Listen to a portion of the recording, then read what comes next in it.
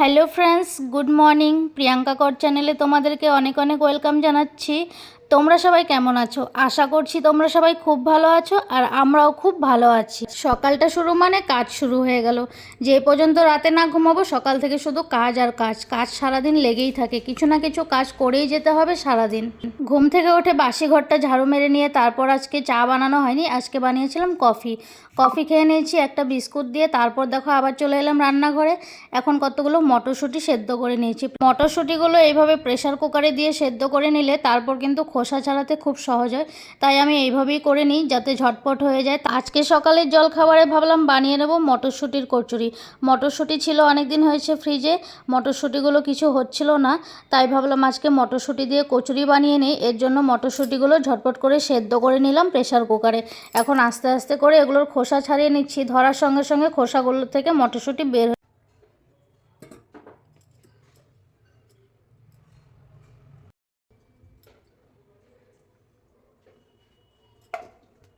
মটরশুঁটিতে দুটো তিনটের মতো কাঁচা লঙ্কা দিয়ে তারপর পেস্ট করে নিলাম। পেস্ট করে নিয়ে এখন বের করে নিচ্ছি।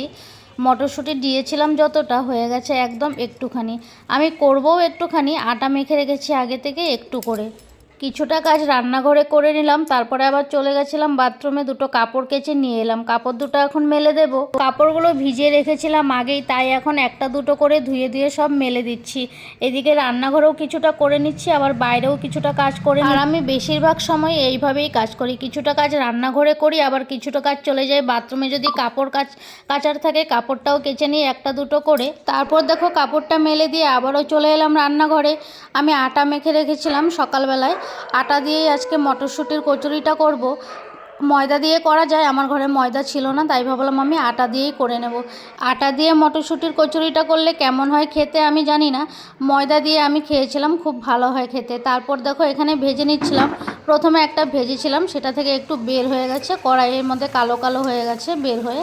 তারপরে 2 নম্বরটা ভেজে নিচ্ছি। এটা একটু ভালো হয়েছিল, ভাজাটা বের হয়নি ভেতর থেকে কিছু। তারপর আমি সবগুলো লুচি এভাবেই ভেজে নিলাম। কড়াইশুঁটির কচুরি এখানে দেখো ভাজা হয়ে গেছে। আর করেছিলাম ফুলকপি আলু সিম দিয়ে তরকারি, যেটা আমি ভিডিও করতে পারিনি। আর তোমাদের আমার ভিডিও কেমন লাগে অবশ্যই কিন্তু কমেন্টস করে জানাবে। তারপর দেখো সব রেডি করে নিয়ে চলে এলাম খাবার টেবিলে। আরও কিছুটা আটা এখনও মাখা আছে, যেটা করব পরে, রেখে দিয়েছি। বড়মশাই নেই, ওনাকেও করে দিতে হবে, ও এসে খাবে। এদিকে দেখো বেড়ে নিয়ে ছেলে আর আমি খেয়ে নিচ্ছি। ছেলেকে একটু করে খাইয়ে দিচ্ছি, আমিও ওর সঙ্গে বসেই একসঙ্গে খেয়ে নিচ্ছি। ছেলে তো সারাক্ষণ বলেই লাভ নেই, টিভি দেখাতেই ব্যস্ত থাকে। কদিন স্কুল বন্ধ, তাই সারাক্ষণ টিভি দেখে যায় ঘরে বসে। ও সারাক্ষণ বসে বসে টিভি দেখবে, কিন্তু পড়ার কথাটা ওকে একবারও বলা হয় না। ওর যা পড়া থাকে করেই তারপর টিভি দেখতে বসে।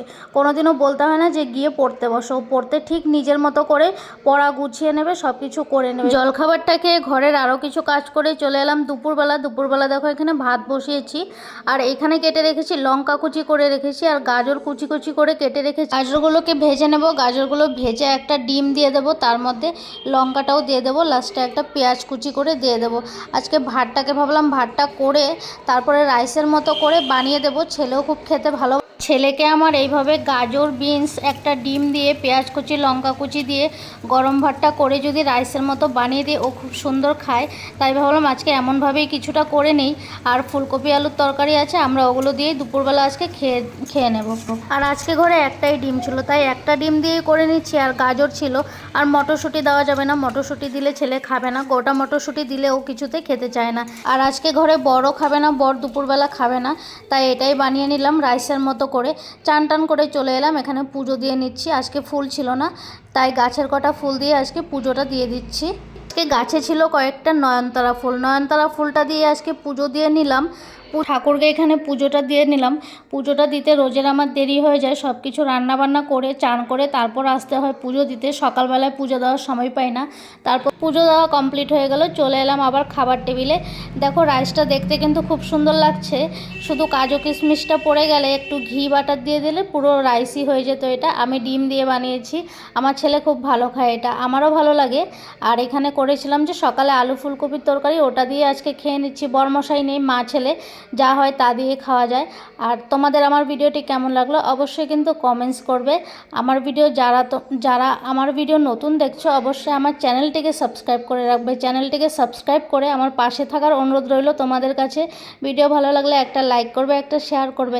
তো আজকের জন্য টাটা, বাই বাই। সবাই খুব ভালো থাকবে, সুস্থ থাকবে। আমি আবারও আসবো নতুন একটা ভিডিও নিয়ে। আর আমার একটি ছোট্ট ফেসবুক পেজ আছে, তোমরা চাইলে ফেসবুক পেজটিকে ফলো করে রাখতে পারো। ফেসবুক পেজটির নাম হলো প্রিয়াঙ্কাস লাইফস্টাইল।